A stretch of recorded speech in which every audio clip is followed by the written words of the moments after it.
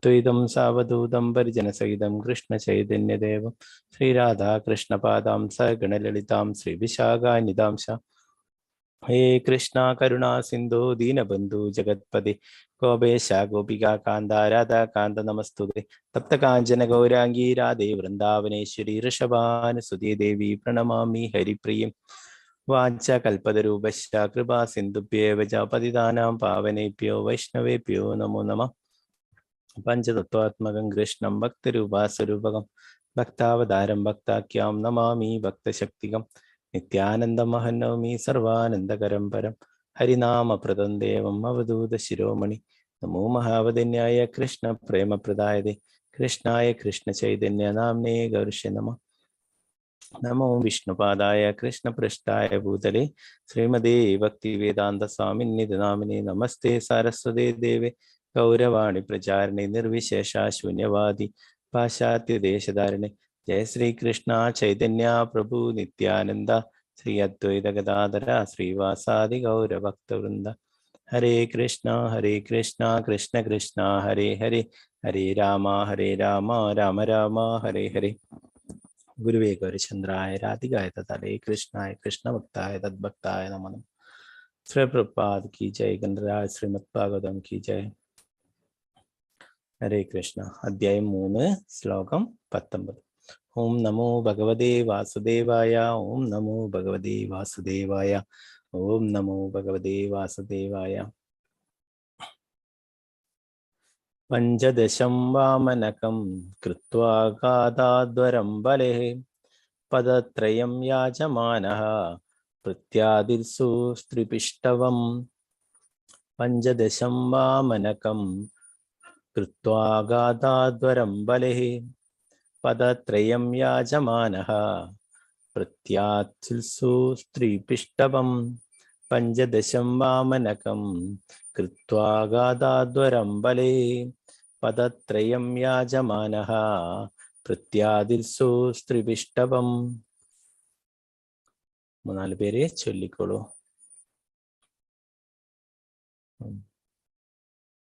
सुवर्ण प्रभु माता जी. हरे कृष्ण. हरे कृष्ण प्रभु जी। ओम नमो भगवते वासुदेवाय. पंचदशं वामनकं कृत्वा गाधाध्वरं बले पदत्रयं याचमानः प्रत्यादिर्सु स्त्रीपिष्टवं. हरे कृष्ण. हरे कृष्ण. अल्ली माता जी. हरे कृष्ण. हरे कृष्ण. ओम नमो भगवते वासुदेवाय. पंचदशं वामनकं कृत्वा गाधाध्वरं बले पदत्रयं याजमाना प्रत्यादिर्सु स्त्रीपिष्टवं. हरे कृष्ण. हरे कृष्ण. बिंदु माता जी. हरे कृष्ण. ओम नमो भगवते वासुदेवाय. पंचदशं वामनं कृत्वा गाधाध्वरं बले पदत्रयं याजमाना प्रत्यादिर्सुस्त्रपिष्टवं. हरे कृष्ण माता प्रभु जी. हरे कृष्ण. रामचंद्र प्रभु. हरे कृष्ण. हरे कृष्ण. ओम नमो भगवते वासुदेवाय. पंचदशं वामनकं कृत्वा गाधाध्वरं बलेः पदत्रयं याचमानः प्रत्यादिर्सु स्त्रीपिष्टवं. हरे कृष्ण. हरे कृष्ण.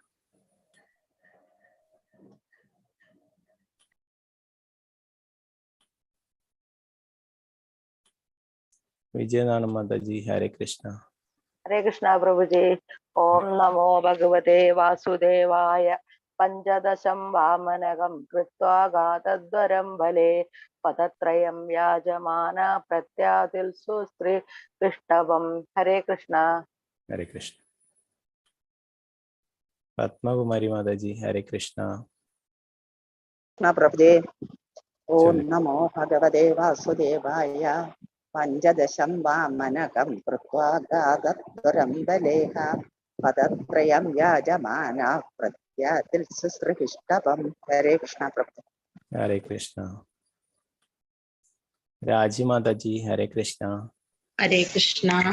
पंचदशं वामनकं कृत्वा अगाधाध्वरं बले पादत्रयं याजमाना प्रत्यादुषो त्रिविष्टहम्। हरे कृष्ण। बिनी माता जी हरे कृष्णा। हरे कृष्ण। ओम नमो भगवते वासुदेवाय।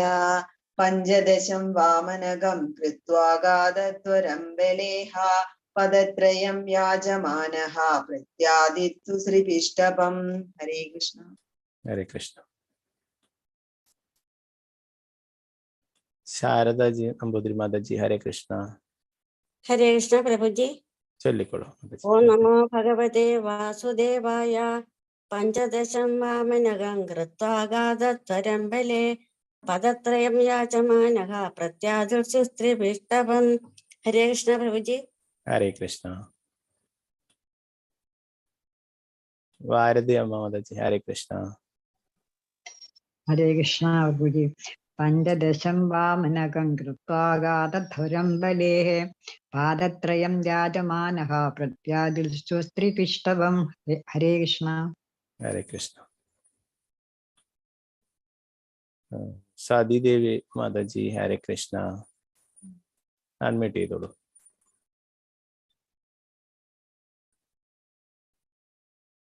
കേൾക്കാൻ പറ്റുന്നില്ല.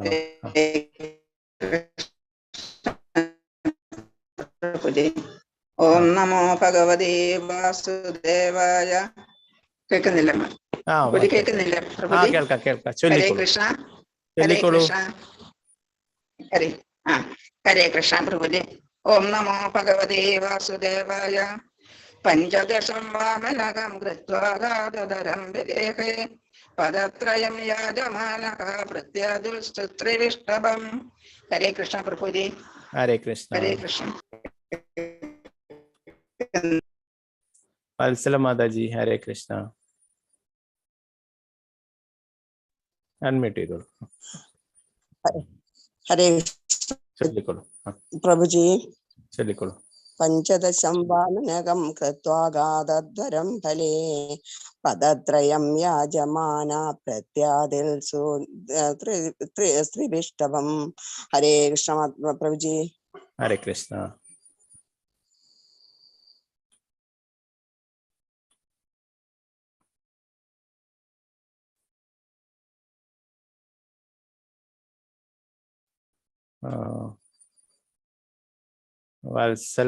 വത്സല ഗോപാൽ മാതാജി ഹരേ കൃഷ്ണ. ചൊല്ലിക്കോളൂ വത്സല മാതാജി. ചൊല്ലിക്കോളൂ. പഞ്ചദശം വാമനകം കൃത്വാ ഗാദധ്വരം ബലേ പദത്രയം യാജമാന പ്രത്യാദിൽസു ത്രിവിഷ്ടവം. ഹരേ കൃഷ്ണ. ഹരേ കൃഷ്ണ.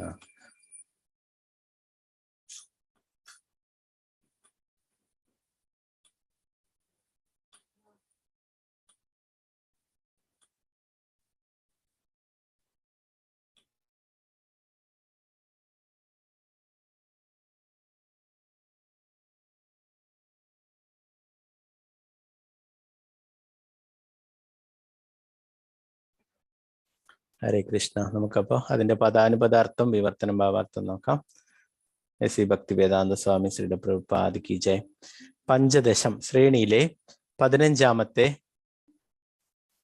വാമനകം വാമനൻ ഉള്ള ബ്രാഹ്മണൻ കൃത്വ ധാരണയാൽ അഥവാ കൽപ്പിതത്താൽ അകാൽ ചെന്നു അധ്വരം യാഗവേദിയിൽ ബലേഹ് ബലിരാജാവിന്റെ പാദത്രയം 3 അടി മാത്രം യാജമാന യാചിച്ചു പ്രത്യാദിൽസു തിരികെ നൽകാൻ മനസ്സിൽ ആഗ്രഹിക്കുന്ന ത്രിപിഷ്ടഭം 3 ഗ്രഹസമൂഹങ്ങളുടെയും അധികാരം ത്രിലോക ആധിപത്യം.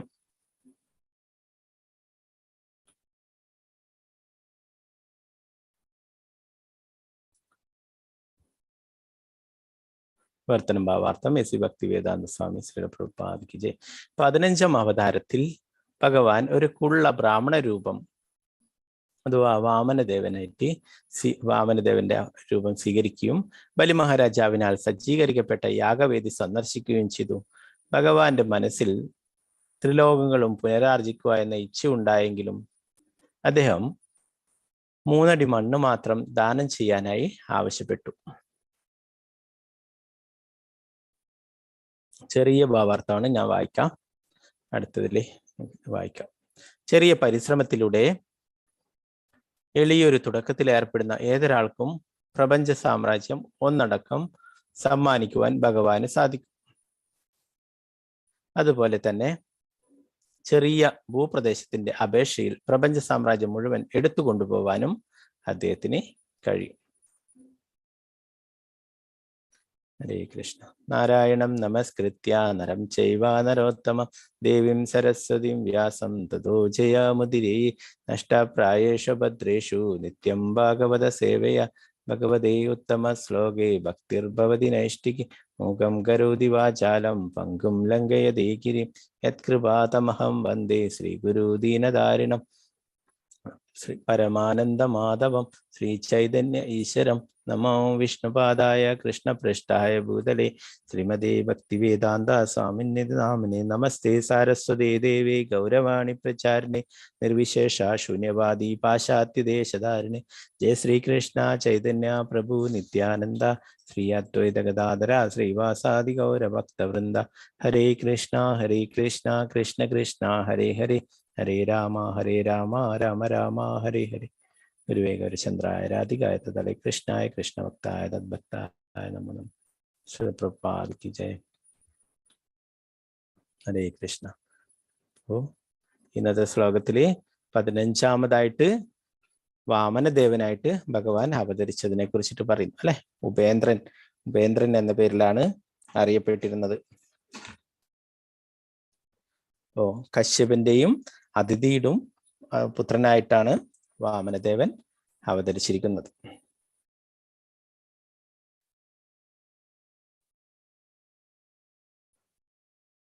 നർമ്മദാ നദിയുടെ തീരത്ത് ബലിമഹാരാജാവ് യജ്ഞങ്ങളൊക്കെ ചെയ്യുമ്പം അവിടേക്കാണ് വാമനമൂർത്തി വന്നിട്ടുണ്ടായിരുന്നത് അല്ലെ.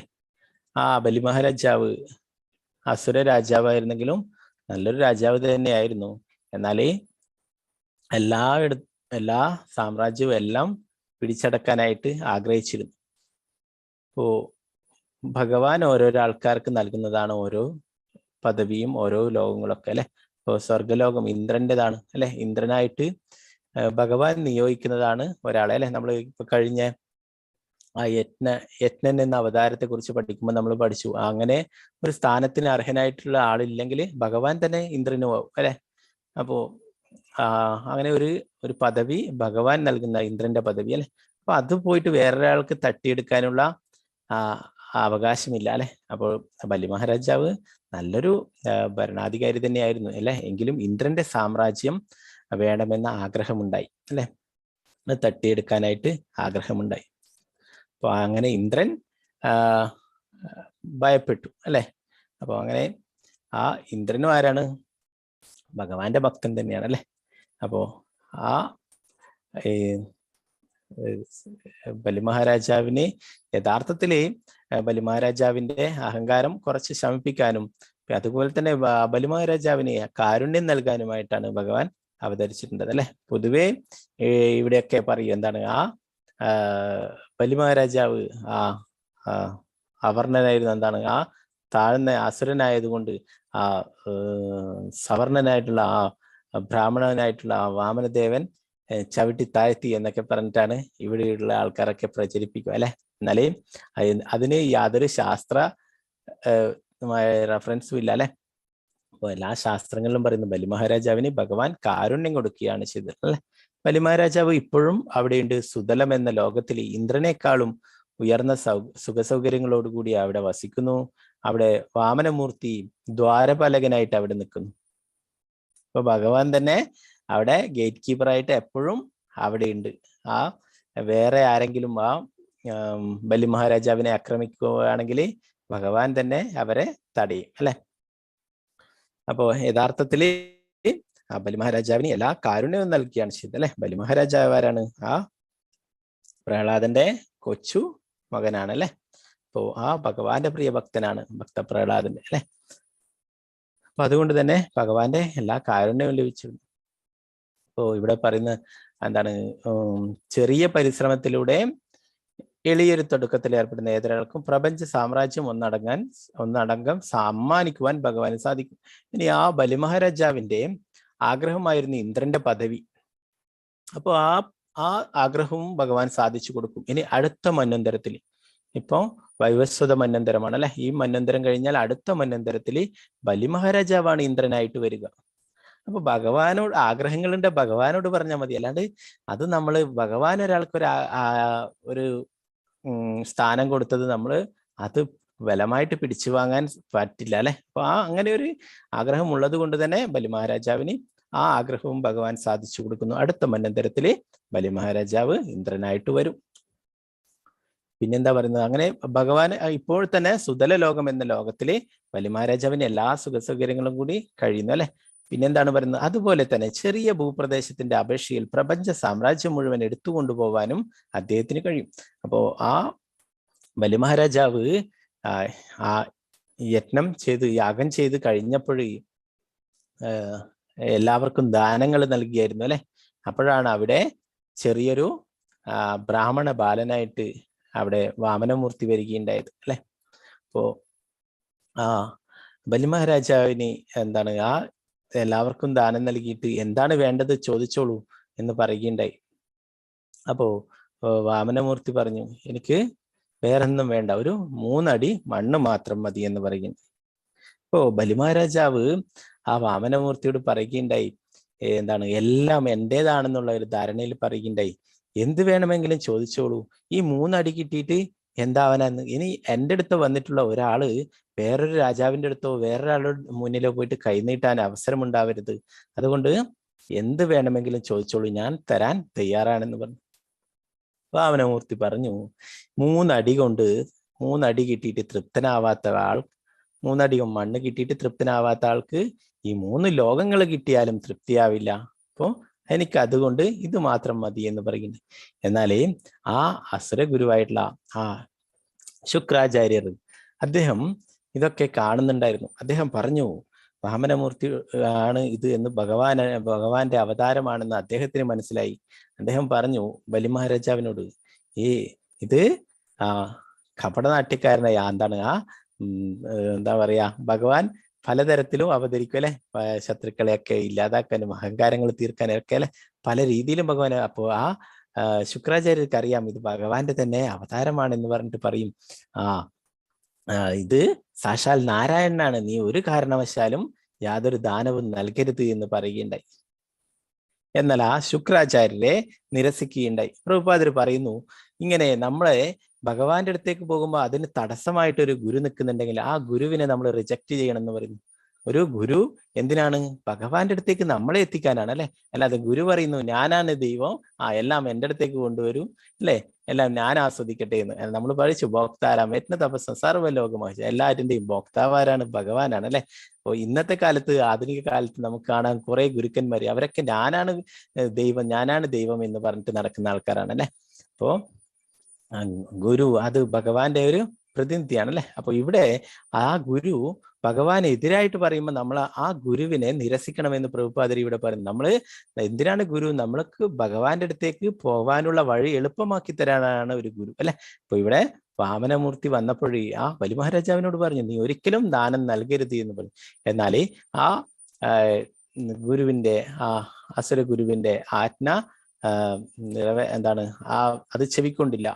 ബലി മഹാരാജാവ് പറഞ്ഞു, എല്ലാ ദാനങ്ങളും യജ്ഞങ്ങളും എല്ലാം ചെയ്യുന്നത് ഭഗവാനെ സംതൃപ്തനാക്കാനാണ് അല്ലെ. നമ്മൾ ഭഗവത്ഗീതയിൽ പഠിച്ചു, യത് കരോഷി യദശ്നാസി യജ്ജുഹോഷി തദാസി തപസ്യസ്യ കൗന്ദേയ തത്കുരുഷമതർപ്പണം അല്ലെ. ഭഗവാൻ തന്നെ പറയുന്നു, നീ എന്ത് ദാനം ചെയ്യുന്നുവോ, എന്ത് തപശ്ശരികൾ ചെയ്യുന്നുവോ, എന്ത് യജ്ഞങ്ങൾ ചെയ്യുന്നുവോ, എന്ത് നിവേദിക്കുന്നുവോ, എന്ത് ഭക്ഷിക്കുന്നുവോ എല്ലാം എനിക്കായി അർപ്പിച്ചുകൊണ്ട് ചെയ്യാനായിട്ട് അല്ലെ, എല്ലാം ഭഗവാന് സമർപ്പിച്ചുകൊണ്ട് ചെയ്യാനായിട്ട് ഭഗവാൻ പറയുന്നു അല്ലെ. അപ്പോ അതേ ഭഗവാനാണ് ഇവിടെ ബലി മഹാരാജാവിന്റെ മുന്നിൽ ദാനത്തിനായിട്ട് വന്നിട്ടുള്ളത്. അപ്പൊ ബലി മഹാരാജാവ് പറഞ്ഞു, ഇതിലും വലിയത് ഭാഗ്യം എനിക്ക് എന്താണ് കിട്ടാനുള്ളത്? സാക്ഷാൽ ഭഗവാൻ തന്നെ എൻ്റെ അടുത്ത് ആ ദാനം സ്വീകരിക്കാനായിട്ട് വന്നിരിക്കുന്നു, ഇതിലും യോഗ്യതയുള്ള വേറെ ആരും ഇല്ല എന്ന് പറയുകയുണ്ടായി. അങ്ങനെ ആ ബലി മഹാരാജാവ് 3 അടി എടുത്തുകൊള്ളാനായിട്ട് പറയുകയുണ്ടായി അല്ലേ. എന്നാല് ഭഗവാൻ 2 അടി വെക്കുമ്പോൾ തന്നെ ഈ 3 ലോകങ്ങളും കീഴടക്കി അല്ലെ. ഭഗവാന്റെ ആ ചെറിയ ബ്രാഹ്മണ കുട്ടിയായിട്ടുള്ള ആ ഭഗവാൻ വളർന്ന് വലിയ ശരീരമായി മാറുകയുണ്ടായി അല്ലെ. ആ ഭഗവാന്റെ കാലിലെ പെരുവിരലിന്റെ നഖം തട്ടിയിട്ട് ആ ബ്രഹ്മാണ്ടത്തിന്റെ തോട് തുളയ്ക്കുകയുണ്ടായി എന്ന് പറയുന്നു. ആ ബ്രഹ്മലോകവും തുളച്ചിട്ട് നമ്മൾ പഠിച്ചല്ലേ 14 ലോകത്തിലെ ഏറ്റവും ഉയർന്നതായിട്ടുള്ള ബ്രഹ്മലോകം, അതിന്റെ തോടും തുളച്ചിട്ട് മുകളിലേക്ക് പോവുകയുണ്ടായി എന്ന് പറഞ്ഞു. അപ്പൊ മൂന്നാമത്തെ അടി വെക്കാനായിട്ട് സ്ഥലമില്ല അല്ലെ. അപ്പൊ ആത്മനിവേദനം, തന്നെ ഭഗവാന്റെ മുന്നിൽ സമർപ്പിക്കേണ്ടത്. നമ്മൾ ഭക്തിയുത സേവനങ്ങള് പഠിക്കുമ്പോൾ 9 തരത്തിലുള്ള നവവിധ ഭക്തിയെ കുറിച്ച് പറയുന്നത് അല്ലെ. അതിൽ ശ്രവണം, കീർത്തനം, സ്മരണം, പാദസേവനം, അർച്ചനം, വന്ദനം, ദാസ്യം, സാഖ്യം, അവസാനത്തേതായിട്ട് 9ാമത്തേതായിട്ട് ആത്മനിവേദനം, തന്നെ ഭഗവാനെ സമർപ്പിക്കും അല്ലെ. നമ്മുടേതായിട്ട് ഇവിടെ യാതൊന്നുമില്ല അല്ലെ. എന്താണ്, നമ്മുടെ ഈ ശരീരം തന്നെ ഭഗവാന്റേതാണ് അല്ലെ. എല്ലാം ഭഗവാന്റേതാണ് അല്ലെ. അപ്പൊ നമുക്കൊരിക്കലും നമ്മുടേത് എന്നുള്ള ഒരു ചിന്തയുണ്ടാവരുത് അല്ലെ. എല്ലാം ഭഗവാന്റേതാണ്. ഭഗവാൻ നമ്മുടെ സുഹൃത്തും അഭ്യുതകാംക്ഷിയാണ് അല്ലെ. നമ്മൾ പഠിച്ചു 5:29 നമ്മൾ പഠിച്ചിട്ടുണ്ട്. അതുകൊണ്ട് തന്നെ ഭഗവാൻ നമുക്ക് കാരുണ്യം നൽകുന്നു. ഭഗവാൻ അത്രയും നമുക്ക് ഇതൊക്കെ അനുഭവിച്ചു കൊള്ളാനുള്ള സ്വാതന്ത്ര്യം തന്നിരിക്കുന്നു അല്ലെ. അപ്പൊ ഇതൊക്കെ ഭഗവാന്റേതാണ്.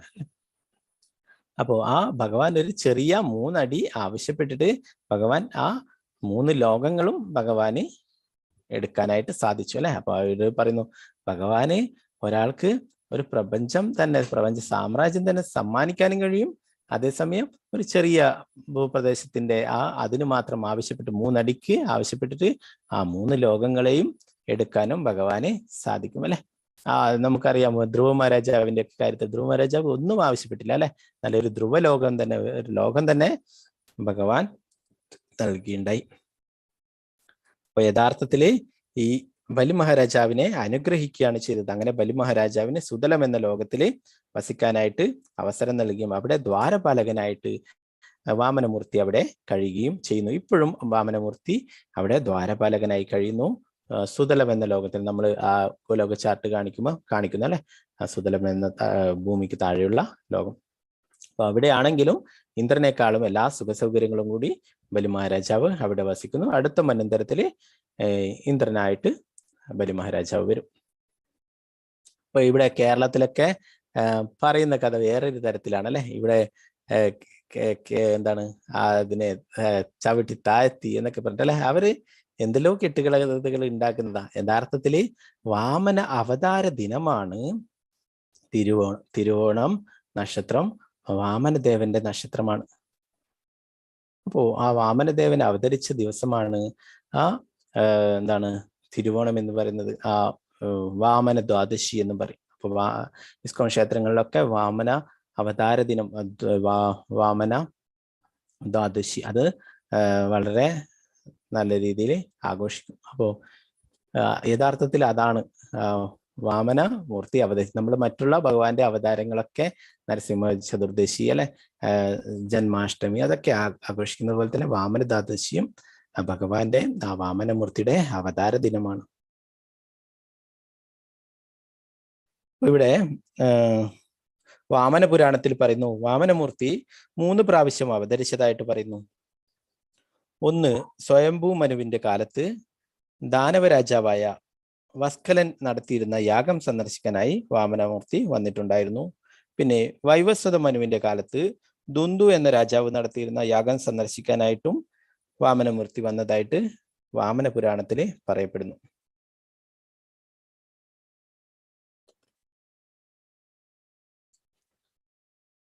നമുക്ക് അടുത്ത ഒരു ശ്ലോകം കൂടി നോക്കാം. ഇതിനെ കുറിച്ചൊക്കെ ഡീറ്റെയിൽ ആയിട്ട് നമ്മൾ ഇനി വരുന്ന സ്കന്ധങ്ങളിലൊക്കെ പഠിക്കുന്നുണ്ട്. അതുകൊണ്ടാണ് ഇവിടെ ചുരുക്കിയിട്ട് കൊടുത്തിട്ടുള്ളത്. നമുക്ക് കൂടുതലായിട്ട് ഇനി വരുന്ന സ്കന്ധങ്ങളിലൊക്കെ കൂടുതലായിട്ട് പഠിക്കാം.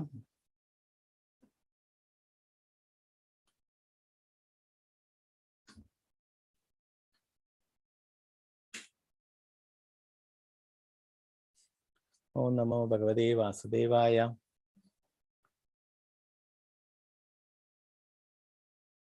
അവതാരേ ഷോഡശമേ പശ്യൻ ബ്രഹ്മദ്രുഹോ നൃപാൻ ത്രിസപ്തകൃത്വ കുപിതോ നിശ്ചേത്രാമകരോന്മഹീം.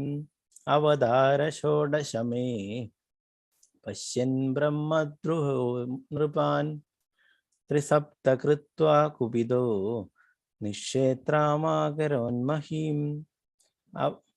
അവതാരേ ഷോഡശമേ പശ്യൻ ബ്രഹ്മദ്രുഹോ നൃപാൻ ത്രിസപ്ത കൃത്വാ ഭൂപിതോ നിക്ഷേത്രാമകരോന്മഹീം.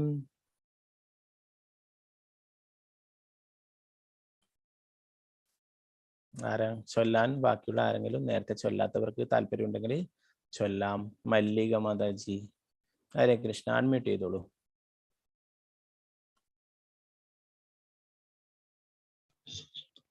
ഹരേ കൃഷ്ണ. ചൊല്ലിക്കോളൂ മാതാജി. ഹരേ കൃഷ്ണ. ഓം നമോ ഭഗവതേ വാസുദേവായ. അവതാരേ ഷോഡശമേ പശ്യൻ ബ്രഹ്മദ്രുഹോ നൃപാൻ സപ്തകൃത്വ കുപിതോ നിക്ഷത്രമകരോന്മഹീം. ഹരേ കൃഷ്ണ പ്രഭു.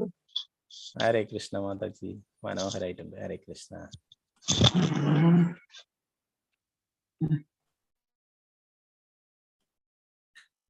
സുവർണ പ്രഭു മാതാജി, ഹരേ കൃഷ്ണ. ഹരേ കൃഷ്ണ പ്രഭു. ഹരേ കൃഷ്ണ. അവതാരേ ഷോഡശമേ പശ്യൻ ബ്രഹ്മദ്രുഹോ നൃപാൻ ത്രിസപ്തകൃത്വപിതോ നിക്ഷത്രാം അകരോന്മഹീം. ഹരേ കൃഷ്ണ. ഹരേ കൃഷ്ണ.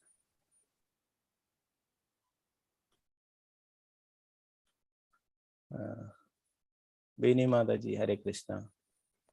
ഹരേ കൃഷ്ണ. അവതാരേ ഷോഡശമേ പശ്യൻ ബ്രഹ്മദ്രുഹോ നൃപാ ത്രിസപ്തകൃത്വ കുപിതോ നിക്ഷത്രമകരോന്മഹീം. ഹരേ കൃഷ്ണ. ഹരേ കൃഷ്ണ.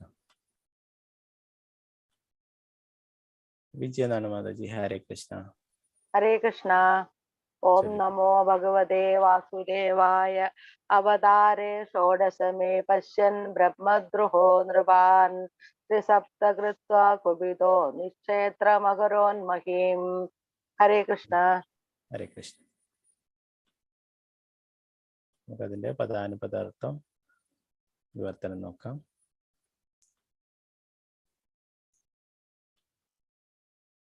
അവതാരേ, ഭഗവത് അവതാരത്തിൽ, ഷോഡശമേ 16-ാമത്തെ, പശ്യൻ ദർശിക്കുന്നു, ബ്രഹ്മദ്രുഹ ബ്രാഹ്മണ കൽപ്പനകൾ അനുസരിക്കാത്ത, നൃപാൻ രാജകീയ വർഗത്തെ, ത്രിസപ്തി 7 പ്രാവശ്യം, കൃത്വ നിർവഹിച്ചു, കുപിതഃ പ്രതിജ്ഞാബദ്ധമാകിയാൽ, ധിക്കരിക്കൽ, ക്ഷത്രാം ക്ഷത്രിയരെ, അകരോൽ നിർവഹിച്ചു, മഹീം ഭൂമി.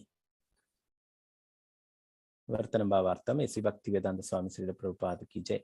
ബ്രാഹ്മണരെ ധിക്കരിച്ച ക്ഷത്രിയ വർഗത്തിൽ കുപിതനായ പരമദിവ്യോത്തമ പുരുഷനായ ഭഗവാൻ 16-ാം അവതാരമായ ഭൃഗുപതിയായി വന്ന് ക്ഷത്രിയ വർഗത്തെ 21 പ്രാവശ്യം ഉന്മൂലനം ചെയ്തു.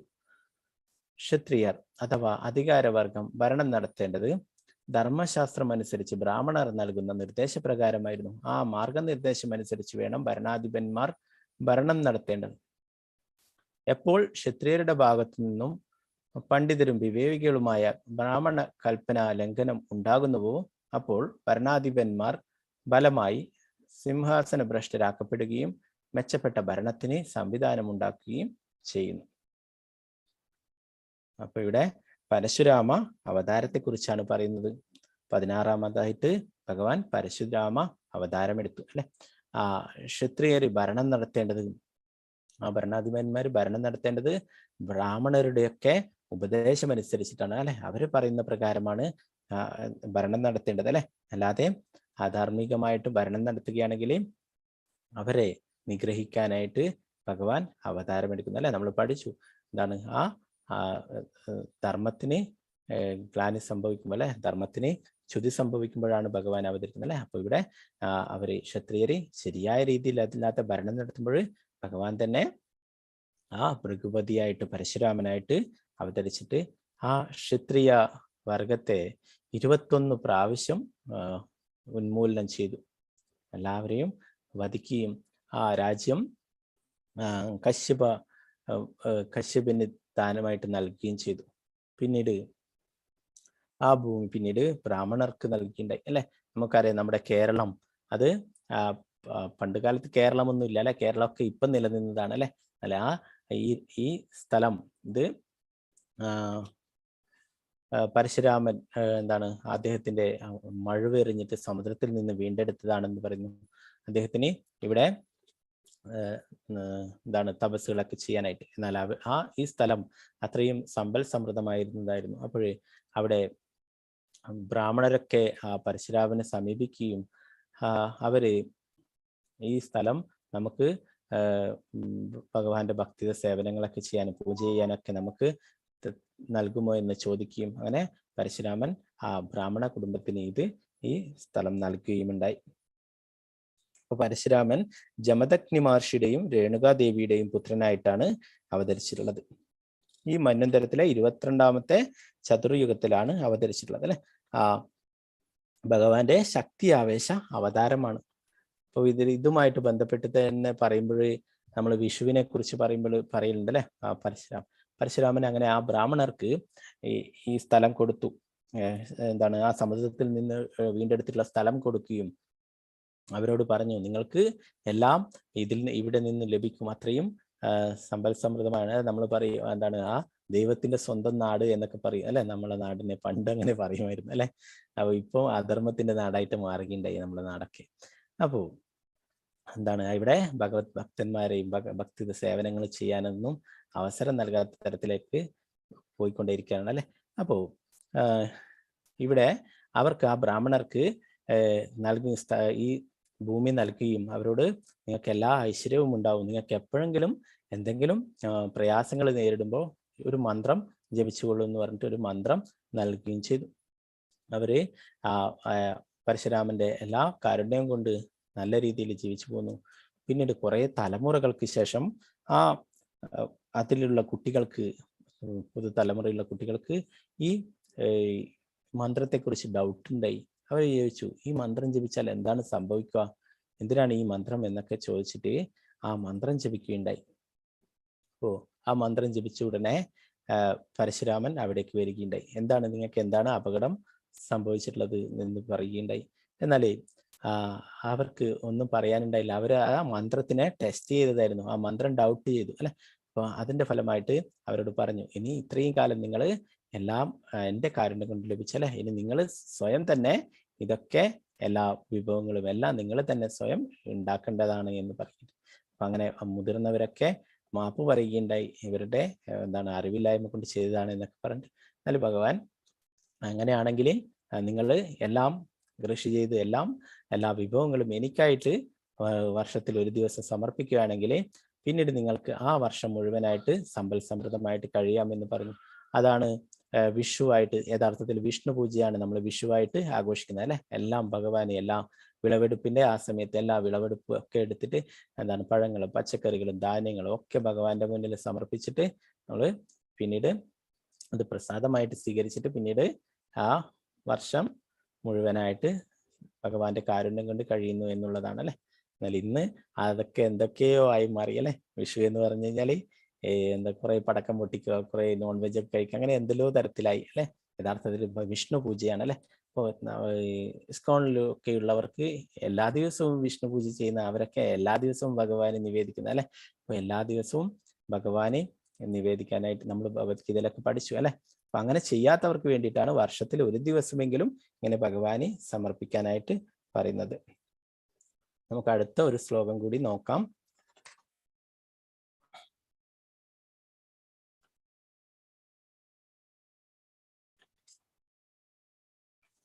ഇരുപത്തിയൊന്നാമത്തെ ശ്ലോകം. ഓം നമോ ഭഗവതേ വാസുദേവായ. തദ സപ്തദശോ ജാതാ സത്യവത്യാം പരാശരാൽ ചക്രേ വേദതരോ ശാഖാ ദൃഷ്ട്വാം പുംസോൽപമേധസഃ. തദാ സപ്തദശോ ജാതാ സത്യവത്യാം പരാശരാൽ ചക്രേ വേദതരോ ശാഖാ ദൃഷ്ട്വാം പുംസോൽപമേധസഃ. തദാ സപ്തദശോ ജാതഃ സത്യവത്യാം പരാശരാൽ ചക്രേ വേദതരോ ശാഖാ ദൃഷ്ട്വാം പുംസോൽപമേധസഃ.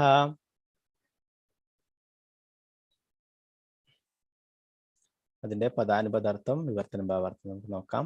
എസ് സി ഭക്തിവേദാന്ത സ്വാമി ശ്രീല പ്രഭുപാദ കി ജയ്. തദഹ അനന്തരം സപ്തദശേ 17ാം അവതാരത്തിൽ ജാതഹ ജനിച്ചു സത്യവത്യാം സത്യവതിയുടെ ഗർഭപാത്രത്തിൽ പരാശരാൽ പരാശരമുനിയാൽ ചക്രേ തയ്യാറാക്കി വേദതരോഹോ വേദങ്ങളിലെ അഭിലാഷ വൃക്ഷത്തിന്റെ ശാഖകൾ ദൃഷ്ട്വാ ദർശിക്കയാൽ പുംസഹ സാമാന്യ ജനങ്ങൾ അല്പമേധസ അല്പജ്ഞാനികൾ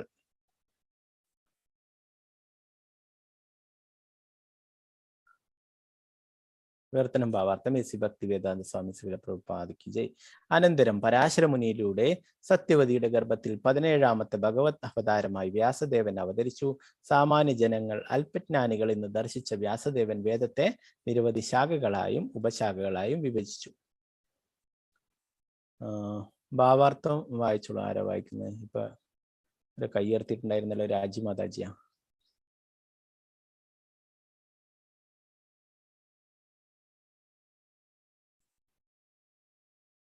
ഓക്കെ, ബിനി മാതാജി. ഹരേ കൃഷ്ണ, വായിച്ചോളൂ.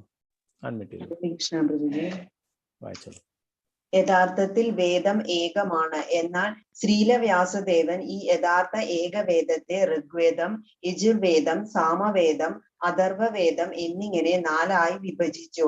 അനന്തരം അവയെ വീണ്ടും പുരാണങ്ങൾ, മഹാഭാരതം എന്നിങ്ങനെ വ്യത്യസ്ത ഉപശാഖകളായി വിശദീകരിച്ചു.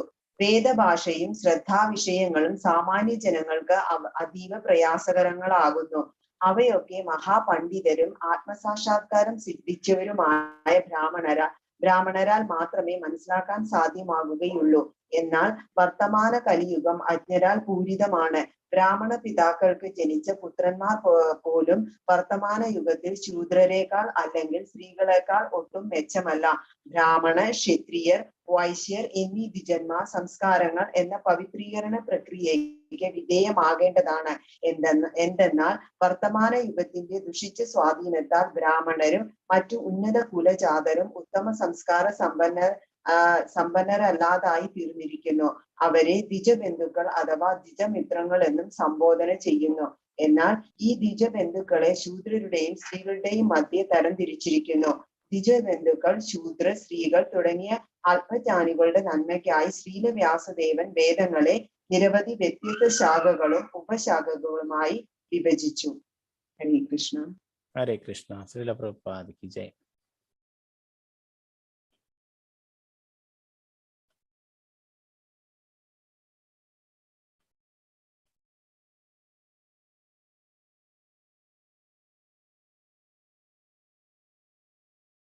അപ്പൊ ഇവിടെ ഭഗവാന്റെ 17ാമത്തെ അവതാരമായിട്ട് വ്യാസദേവന്റെ അവതാരത്തെ കുറിച്ചാണ് പറയുന്നത് അല്ലെ. പരാശര മുനിയുടെയും സത്യവതിയുടെയും പുത്രനായിട്ടാണ് ഭഗവാൻ അവതരിച്ചത് 17ാമത്തെ അവതാരമായിട്ട്. അപ്പൊ എന്തിനാണ് ഭഗവാൻ അവതരിച്ചത്? വ്യാസദേവനായിട്ട് അല്ലെ. കൃഷ്ണ ദ്വൈപായന വ്യാസൻ, ശ്രീകൃഷ്ണ ഭഗവാൻ തന്നെയാണ് വ്യാസദേവനായിട്ട് അവതരിച്ചിട്ടുള്ളത്. നമ്മൾ ശ്രീമദ് ഭഗവത്ഗീത ക്ലാസ്സുകളിലൊക്കെ പഠിച്ചു അല്ലെ. 15 നമ്മൾ പഠിക്കുന്നുണ്ട് അല്ലെ. സർവസ്യ ചാഹം ഹൃദി സന്നിവിഷ്ടോ മത്ത സ്മൃതി ജ്ഞാനമബോഹനം ച വേദേശ സർവൈരഹമേവ വേദ്യോ വേദാന്തകൃത് വേദ വിദേവ ചാഹം. വേദാന്തകൃത് വേദങ്ങള് രചിക്കാനായിട്ട് അല്ലെ, വേദാന്തങ്ങളൊക്കെ എഴുതാനായിട്ടാണ് ആ ഭഗവാൻ അവതരിച്ചിട്ടുള്ളത്. അതിൽ പറയുന്നു വേദങ്ങളൊക്കെ എഴുതിയിട്ടുള്ളത് ഭഗവാൻ തന്നെയാണ് അല്ലെ, വ്യാസദേവൻ. പിന്നെ വേദങ്ങളെല്ലാം അറിയുന്നതും ആ ഭഗവാൻ തന്നെയാണ് അല്ലെ. വേദങ്ങളിലൂടെയൊക്കെ അറിയപ്പെടേണ്ടതും ആ ഭഗവാനെ കുറിച്ചാണ് അല്ലെ. അപ്പോ ആ ആദ്യകാലത്ത് ഒറ്റയൊന്ന് മാത്രമായിട്ടുണ്ടായിരുന്ന ആ വേദത്തെ 4 ഭാഗങ്ങളായിട്ട് തിരിക്കുകയുണ്ടായി. ആദ്യം യജുർവേദം എന്നാണ് പറയുന്നത്, യജുർവേദമാണ് ഉണ്ടായത്. പിന്നീട് അതിനെ വീണ്ടും വിഭജിക്കുകയുണ്ടായി. അങ്ങനെയാണ് യജുർവേദം, ഋഗ്വേദം, സാമവേദം, അഥർവവേദം എന്നിങ്ങനെ 4ആയിട്ട് വിഭജിച്ചു അല്ലെ. പിന്നെ അതിനെ വീണ്ടും പുരാണങ്ങളായിട്ടും അല്ലെ, മഹാഭാരതം, അങ്ങനെ വീണ്ടും വീണ്ടും ഉപശാഖകളായിട്ടൊക്കെ വിഭജിക്കുകയുണ്ടായി. എന്തിനാണത്? എല്ലാവർക്കും ആ കലിയുഗത്തിലെ ജനങ്ങൾക്കൊക്കെ വേഗത്തിൽ മനസ്സിലാക്കാനായിട്ട് അല്ലെ. ഇതൊക്കെ ആ വേദങ്ങൾ മുഴുവനായിട്ട് പഠിക്കുക പ്രയാസമാണ് അല്ലെ. അപ്പൊ അതിനെ ചെറുതായി വിഭജിച്ചിട്ട് നൽകിയിട്ടുണ്ടായി. എന്നാലേ പെട്ടെന്ന് മനസ്സിലാക്കാനായിട്ട് അല്ലെ. നമ്മൾ പഠിക്കുന്നു മഹാഭാരതത്തിലുള്ള ആ ഭാഗം തന്നെയാണ് നമ്മൾ ഭഗവത്ഗീത, ഭഗവാന്റെ ഉപദേശങ്ങൾ പഠിക്കുന്നത് അല്ലെ. അപ്പോൾ ആ മഹാഭാരതം മുഴുവനായിട്ട് നമുക്ക് പഠിക്കാനായിട്ട് പ്രയാസമാണ് അല്ലെ. അപ്പോൾ എല്ലാ വേദങ്ങളും നമ്മൾ ആ ഭഗവത്ഗീതയുടെ മഹാത്മ്യത്തെ കുറിച്ച് ശങ്കരാചാര്യർ പറയുമ്പോൾ ശങ്കരാചാര്യർ പറയുന്നുണ്ട് അല്ലെ, എല്ലാറ്റിൻ്റെയും സത്താണ് അല്ലെ, എല്ലാ ഉപനിഷത്തുക്കളുടെയും സാരമാണ് ഭഗവത്ഗീത എന്ന് പറയുന്നത് അല്ലെ. അതിനാണ് എളുപ്പത്തിൽ അല്ലെ കലിയുഗത്തിലെ ജനങ്ങളെ കുറിച്ച് നമ്മൾ ശ്രീമദ് ഭാഗവത്തിൽ തന്നെ പഠിച്ചു അല്ലെ. പ്രായേണാൽപായുഷ സഭ്യ കലോ അസ്മിൻ യുഗേജനെ മന്ദാസു മന്ദമതയോ മന്ദഭാഗ്യ ഉപാഹൃത. കലിയുഗത്തിലെ ജനങ്ങള് എന്താണ് അല്പായുസുകളാണ് അല്ലെ. പിന്നെന്താണ് അവരുടെ ബുദ്ധി കുറഞ്ഞ ബുദ്ധിയുള്ളവരാണ്, പിന്നെ നിർഭാഗ്യവാന്മാരാണ് അല്ലെ. അപ്പോൾ അതൊക്കെ കൊണ്ട് അവർക്ക് എന്താണ് ഈ വേദങ്ങളൊക്കെ മനസ്സിലാക്കൽ പ്രയാസമാണ് അല്ലെ. അതുകൊണ്ടാണ് അതൊക്കെ ചുരുക്കിയിട്ട് അല്ലെ എല്ലാ വേദാന്ത ശാസ്ത്രത്തിന്റെയും സാരമാണ് ശ്രീമദ് ഭാഗവതം എന്ന് പറയുന്നത്. എല്ലാറ്റിലും ഉള്ളത്, എല്ലാറ്റിന്റെയും സത്താണ് ഈ ശ്രീമദ് ഭാഗവതം അല്ലെ. അതുപോലെ തന്നെ ഭഗവത്ഗീത. പ്രഭുപാദർ പറയുന്നു ഈ 2 ഗ്രന്ഥങ്ങൾ നമ്മൾ പഠിച്ചാൽ തന്നെ നമുക്ക് ഭഗവാനെ കുറിച്ചുള്ള കാര്യങ്ങളൊക്കെ മനസ്സിലാക്കാനും ഭഗവാനെ കുറിച്ചുള്ള കാര്യങ്ങളൊക്കെ മറ്റുള്ളവർക്ക് പറഞ്ഞു കൊടുക്കാനും സാധിക്കും. ഈ 2 ശാസ്ത്രങ്ങൾ പഠിച്ചാൽ മതി, അല്ലാതെ കുറെ വേദങ്ങളൊന്നും പഠിക്കുന്നതിന്റെ ആവശ്യമില്ല അല്ലെ. നമ്മൾ ഭഗവത്ഗീത ക്ലാസ്സിലൊക്കെ പറഞ്ഞു വേദങ്ങൾ പഠിച്ചിട്ടെന്താ കാര്യം, ഭഗവാനെ കുറിച്ച് മനസ്സിലാക്കുന്നില്ല അല്ലെ. ചതുർവേദി, ത്രിവേദി, അങ്ങനെ 4 വേദങ്ങൾ പഠിച്ചവർ, 3 വേദങ്ങൾ പഠിച്ചവരൊക്കെ പ്രഭുപാദരുടെ അടുത്ത് ഒരിക്കൽ വരികയുണ്ടായി അല്ലെ. പ്രഭുപാദർ അവരോട് ചോദിച്ചു ആരാണ് ഭഗവാൻ, ആരാണ് ദൈവം, ആരാണ് എന്ന് ചോദിച്ചപ്പോൾ അവർക്ക് വ്യക്തമായിട്ടുള്ള ഒരു മറുപടി ഉണ്ടായില്ല അല്ലെ. എന്താണ് പൊതുവെയുള്ള ധാരണ 30 കോടി ദേവന്മാരും ഭഗവാനാണ് അല്ലെ, അങ്ങനെ ദൈവമാണ്, അങ്ങനെയാണ് ധാരണ അല്ലെ. എന്നാലേ നമ്മൾ പഠിച്ചു എല്ലാ ശാസ്ത്രത്തിന്റെ തെളിവുകൾ ബ്രഹ്മാവ് തന്നെ പറയുന്നു അല്ലെ. ഈശ്വര പരമാകൃഷ്ണ സച്ചിദാനന്ദ വിഗ്രഹാനാദിരാതിർ ഗോവിന്ദ സർവകാരണക്കാരൻ. എല്ലാ കാരണങ്ങൾക്കും കാരണഭൂതനായിട്ടുള്ള ആ ഗോവിന്ദൻ അല്ലെ ശ്രീകൃഷ്ണ ഭഗവാനാണ് പരമദിവ്യോത്തമ പുരുഷൻ എന്ന സത്യം അല്ലെ. ഇതിൽ തന്നെ പഠിക്കും നമ്മൾ. ഇനി അടുത്ത് വരുന്ന ശ്ലോകങ്ങളിൽ വരുന്നുണ്ട് എന്താണ് കൃഷ്ണസ്തു ഭഗവാൻ സ്വയം എന്ന് പറയും. ഈ എല്ലാ അവതാരങ്ങളൊക്കെ എടുത്തിട്ടുണ്ടെങ്കിലും ശ്രീകൃഷ്ണ ഭഗവാൻ ആ പരമദിവ്യോത്തമ പുരുഷനായിട്ടുള്ള ഭഗവാൻ തന്നെയാണെന്നുള്ളത്. പരാശര മുനിയും പറയുന്നല്ലേ ഭഗവാൻ എന്നത് എല്ലാ ഐശ്വര്യങ്ങളും ഷഡൈശ്വര്യങ്ങളും പൂർണ്ണമായിട്ടുള്ളത് അല്ലെ. അപ്പോ അങ്ങനെ അനേകം സ്ഥലത്ത് പറയുന്നുണ്ട് അല്ലെ ഭഗവാൻ എന്നുള്ളതിന്. അപ്പോൾ ഇവര് പറഞ്ഞു അങ്ങനെ ഒരു വാക്കിലൊന്നും നമുക്ക് അതിന് ഉത്തരം തരാൻ സാധിക്കില്ല എന്ന് പറയുന്നത്. അപ്പൊ പ്രഭുപാദരുടെ ശിഷ്യയായിട്ടുള്ള മാലതിയുടെ കൊച്ചു കുട്ടി ഉണ്ടായിരുന്നു, സരസ്വതി 5 വയസ്സുള്ള. ആ കുട്ടിയോട് ചോദിച്ചു ആരാണ് ഭഗവാനും. ആ കുട്ടി പറഞ്ഞു കൃഷ്ണനാണ് പരമദിവ്യോത്തമ പുരുഷൻ എന്നുള്ളത്. കുട്ടി വേദങ്ങളൊന്നും പഠിച്ചിട്ടില്ല, എന്നാൽ ആ ശരിയായ സ്രോതസ്സിൽ നിന്നുള്ള ജ്ഞാനം നേടിയിട്ടുണ്ട് അല്ലെ. നമ്മൾ പറയും ആ ഗുരു പരമ്പരയിൽ നിന്ന് വരുന്നുള്ളവരിൽ നിന്ന് നമ്മൾ ജ്ഞാനം സ്വീകരിക്കണം എന്ന് പറയുന്നത് അല്ലെ. അപ്പൊ ആ കുട്ടിക്കറിയാം ആ പ്രഭുപാദരുടെ ശിഷ്യ അല്ലെ, പ്രഭുപാദര് ആ ഗുരു പരമ്പരയിൽ നിന്ന്, ആ പ്രഭുപാദരുടെ ശിഷ്യർ അവര് ഒരു പരമ്പരയിൽ നിന്ന്, അവരിൽ നിന്നാണ് ഈ കുട്ടി കേട്ടിട്ടുള്ളത് അല്ലെ. ആ കുട്ടിക്ക് അതുകൊണ്ട് അറിയാം, ഉറപ്പിച്ചറിയാം ശ്രീകൃഷ്ണ ഭഗവാനാണ് പരമദിവ്യോത്തമ പുരുഷൻ എന്നല്ലേ. അപ്പൊ വേദങ്ങൾ പഠിക്കുന്നതിന്റെ ഒക്കെ ഉദ്ദേശം ഭഗവാനെ കുറിച്ച് മനസ്സിലാക്കലാണ് അല്ലെ. അപ്പൊ ഈ ജ്ഞാനം നേടുന്നതിന്റെ ഒക്കെ ഉദ്ദേശം എന്താണ്, നമ്മൾ അക്കരയ്ക്ക് കടക്കാൻ വേണ്ടിയിട്ട് ഒരു ബോട്ടിനെയോ ഒരു തോണിയോ ഒക്കെ ആശ്രയിക്കും അല്ലെ. അതാണ് ഈ ജ്ഞാനം. നമുക്ക് ഭഗവാന്റെ അടുത്തേക്ക് എത്തിച്ചേരാൻ വേണ്ടിയിട്ടാണ് ഈ ജ്ഞാനം. അല്ലാതെ നമ്മൾ വലിയ പണ്ഡിതനാകണം എന്ന് വെച്ചിട്ട് ഈ ജ്ഞാനം മാത്രം പിടിച്ചു നിന്ന് കഴിഞ്ഞാൽ എവിടെയാണ് അത്, അവിടെ കടലിൽ തന്നെ നിൽക്കും അല്ലെ പുഴയിൽ തന്നെ നിൽക്കും അല്ലെ. ആ ബോട്ട് ആ തോണി അക്കരയ്ക്ക് എത്തില്ല അല്ലെ. അപ്പോ നമുക്ക് അവിടേക്ക് ഭഗവാന്റെ അടുത്തേക്ക് എത്തിച്ചേരാനുള്ള വഴിയാണ് ഈ ശാസ്ത്രങ്ങളൊക്കെ പഠിക്കുക, വേദങ്ങളൊക്കെ മനസ്സിലാക്കുക അല്ലെ. അത് ഭഗവാനെ ആരാണ് അത് മനസ്സിലാക്കാനാണ് അല്ലെ. അതിനു വേണ്ടിയിട്ടാണ് ആ വേദങ്ങളൊക്കെ പഠിക്കുന്നതിന്റെ യഥാർത്ഥ ഉദ്ദേശം ഭഗവാനെ മനസ്സിലാക്കുക എന്നുള്ളതാണ്. അപ്പോൾ ഈ കലിയുഗത്തിലെ ജനങ്ങൾക്ക് എന്താണ് കലേ ശൂദ്ര സംഭവം എന്ന് പറയുന്നത്, കലിയുഗത്തിലെ ജനങ്ങളൊക്കെ ശൂദ്രന്മാരായിട്ടുള്ളവരാണെന്ന് ശാസ്ത്രങ്ങൾ പറയുന്നു. അപ്പം അവർക്ക് ഇങ്ങനെ വേദങ്ങളൊക്കെ പഠിക്കുക വളരെ പ്രയാസമാണ്. അതുകൊണ്ടാണ് വ്യാസദേവൻ ഇങ്ങനെ ശ്രീമദ് ഭാഗവതവും ഭഗവത്ഗീതയൊക്കെ നമുക്ക് ഏറ്റവും എളുപ്പമായിട്ടുള്ള രീതിയിൽ നമുക്ക് വേഗത്തിൽ മനസ്സിലാകുന്ന രീതിയിൽ നമുക്കൊക്കെ നൽകിയിട്ടുള്ളത് അല്ലെ. പ്രഭുപാദർ അതിനെ കുറച്ചുകൂടി നമുക്കൊക്കെ വിശദീകരിച്ചു വന്ന് കൂടുതൽ നല്ല ഭാവാർത്ഥവും വിവർത്തനമൊക്കെ തന്നിട്ട് പദാനുപദ അർത്ഥമൊക്കെ തന്നിട്ട് നമുക്ക് വേഗത്തിൽ മനസ്സിലാകുന്ന രീതിയിൽ എത്രയോ ഭാഷകളിൽ വിവർത്തനം ചെയ്തു ശ്രീമദ് ഭാഗവതം ഭഗവത്ഗീത പോലുള്ള ഗ്രന്ഥങ്ങളൊക്കെ. അങ്ങനെ നമുക്ക് എല്ലാവർക്കും വേഗത്തിൽ ഭഗവാനെ കുറിച്ച് മനസ്സിലാക്കാനുള്ള വഴി തുറന്നു തന്നു. അപ്പോൾ ഇവിടെ ദ്വിജബന്ധുവിനെ കുറിച്ച് പറയുന്നു. ദ്വിജബന്ധു എന്ന് പറയുമ്പോൾ ആ ഉന്നത കുലത്തിൽ ജനിച്ചിട്ടും അതൊന്നും ഫോളോ ചെയ്യുന്നില്ലെങ്കിൽ, അതൊന്നും പാലിക്കുന്നില്ലെങ്കിൽ അങ്ങനെയുള്ളവരെ ദ്വിജബന്ധുക്കൾ എന്ന് പറഞ്ഞു. അശ്വത്ഥമ ബ്രാഹ്മണ കുലത്തില് ജനിച്ചു അല്ലെ, എങ്കിലും എന്താണ് ചെയ്തത്, അത്രയും മോശപ്പെട്ട പ്രവൃത്തിയാണ് ചെയ്തിട്ടുള്ളത് അല്ലെ. അതുകൊണ്ട് ആ അശ്വത്ഥമായ ദ്വിജബന്ധു എന്ന് പറയുന്നു. ആ ബ്രാഹ്മണ കുടുംബത്തിൽ ജനിച്ചിട്ടും ആ ക്വാളിറ്റി കാണിച്ചില്ല.